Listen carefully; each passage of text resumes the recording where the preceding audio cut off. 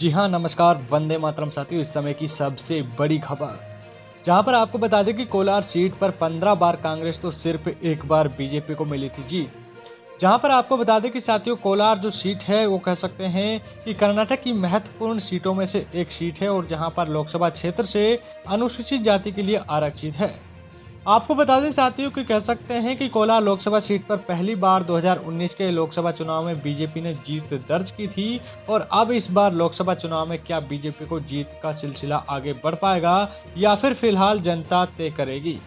हालांकि इस बार कड़ी टक्कर मिलने की उम्मीद है और जाने कह सकते हैं कि जाने क्या कहते हैं कोलार सीट का समीकरण।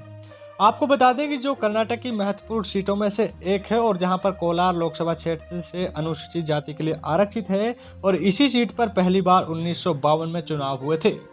यहां पर पहली बार कांग्रेस के कह सकते हैं कि टिकट पर होड्डाथापिया और सांसद बने गए थे और वहीं पर 2019 के लोकसभा चुनाव में यहां से पहली बार जन की जीत दर्ज की थी।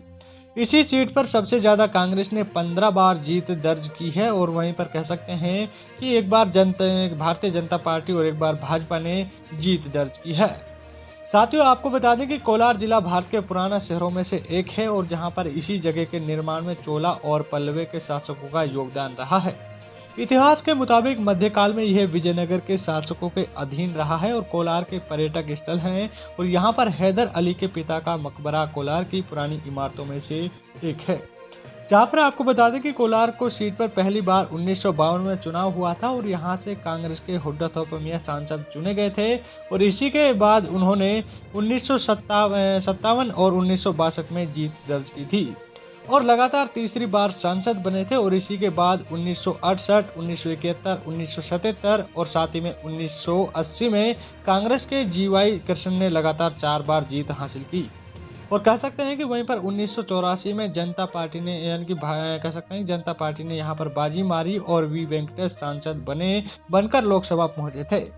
आपको बता दें कि वहीं पर 1989 में जो वाई रामकृष्ण कांग्रेस के टिकट पर यहां से सांसद चुने गए थे और इसी के बाद सबसे ज्यादा कांग्रेस यहां पर कह सकते हैं कि जीत दर्ज की है।